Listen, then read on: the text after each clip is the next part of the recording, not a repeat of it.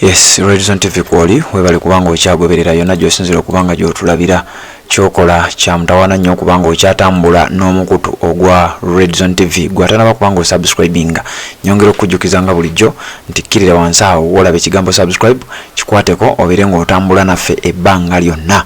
Nja kusaba ggwe atambula naffe genda mu comment section teekayo bubaka tubuulire waawe osinzira okubanga ogoberera tubuulire ensonga nga bw'oziraba ate genda olayikinge kubanga gy'okoma okulayikinga information gy'ekoma okubeera ng'etambula. Nsooke nkuwe amawulire yonna gy'osinzira okubanga gy'otulabira ensonga zibeere nga zikutuukako mu bwangu ddala. Kakati amawulire gennina ge mawulire oluvannyuma lw'ekibiina ekya National Unity Platform okutegeka okuwandiika bammemba baakyo oba abawagizi okubeera nga bafuuka bammemba abajjuvu.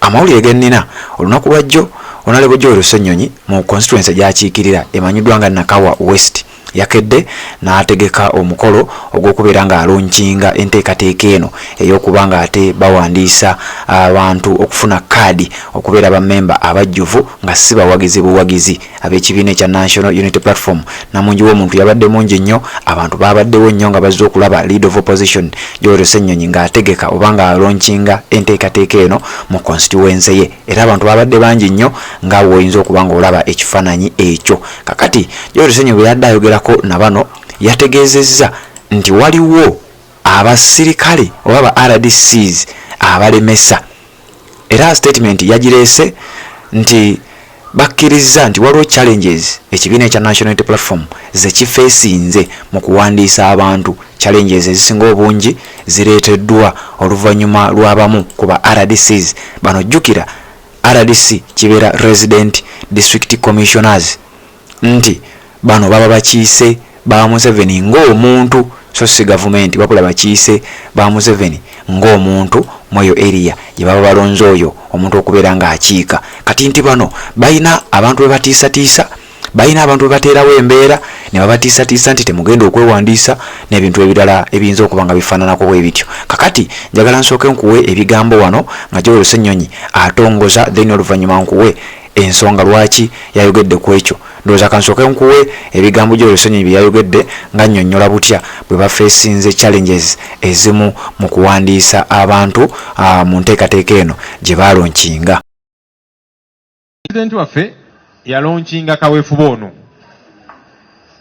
twali ku kitebe kyaffe kaweefube nga wakuregisteringa bammemba ba NUP. Tulina abawagizi bangi mu ggwanga, kakati abawagizi abo nga twagala bafuuke bammemba b'ekibiina byanjawulo bibiri ebyo.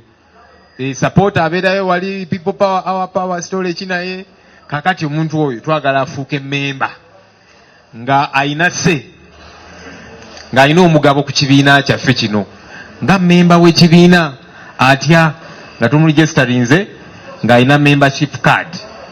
Membership card eno ekufuula nannyini wakino ekibiina. Munange si kya Kyagulanyi Ssentamu Robert, si kya Ssenyonyi oba abakulembeze, ekibiina kya bannayuganda abaagala enkyukakyuka. So nga twagala ekyo tukifuule practical. Omuntu bw'abanga alina kaadi yeeno ng'ali mu registration books zaffe ng'alina membership card, oyo abeera memba jjudde, era nga bw'ayogera tuba tulina omuwuliriza.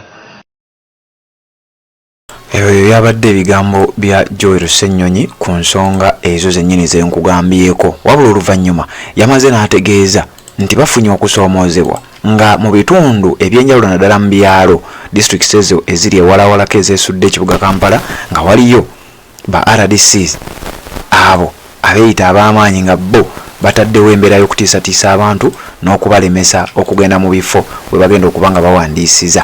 Kakati bino bye byabaddewo bwe yabadde akola omukolo ogwo gw'okuggulawo enteekateeka eno mu constituency ye gy'akiikirira.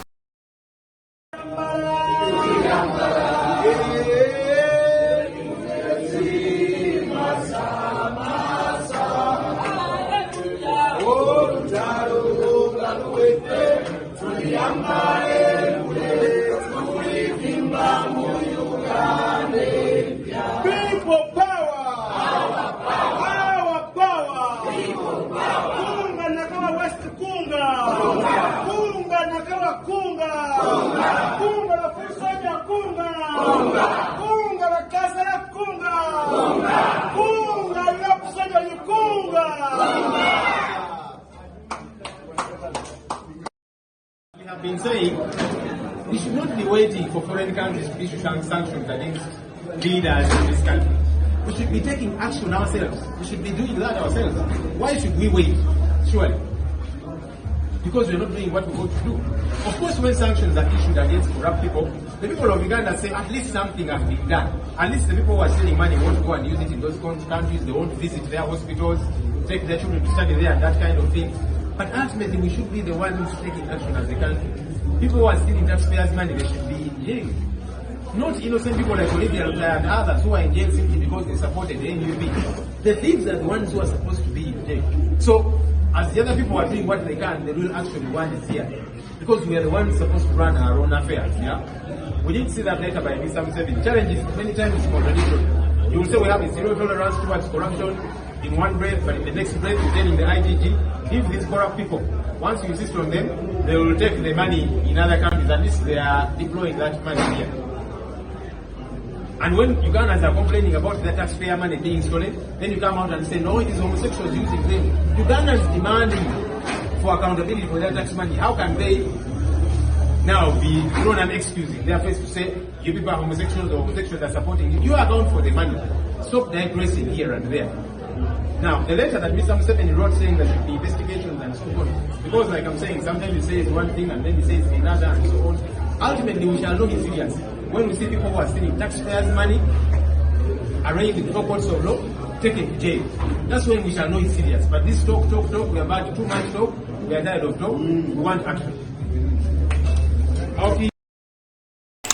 Yes, okyaliko Red Zone TV nga bulijjo webali kubanga ogoberera kakati ebyo byenkuwadde ebimu ku byabaddewo nga Joel Ssenyonyi alonjinga enteekateeka eno naye nga wenkugambye nti waliwo amawulire agafulumye era Ssenyonyi agagweddekaawo nti waliwo ba RDCs mu bitundu ebimu nga bano bo batandise kaweefube okubeera nga balemesa enteekateeka eno okubeera nga egenda mu maaso. Jukira nga bw'owulidde akugamba nti baggulawo pulogulaamu eno emabegakaawo era buli omu yakimanya ne poliisi yamanya naye waliwo amawulire agatandise okuba nga gayitaayita nti ba RDCs abamu batandise okuteekawo embeera nga batiisatiisa abagenda owandiisa abantu batiisatiisa abagenda okwewandiisa baagala okumakinga sure nti enteekateeka eno bagirinnyamu. Kati ensonga gye njagala okuba nga nkutegeeza gwagoberera omukutu guno ogwa Red Zone TV wabula gwatanaba kubanga osubscribinga nyongera okujjukiza kkirira wansi awo olaba ekigambo subscribe kikwateko bw'omala okwate n'ekkade ka notification ogenda kuba tomisinga ate ensonga yonna ku mukutu guno tuwuliziganye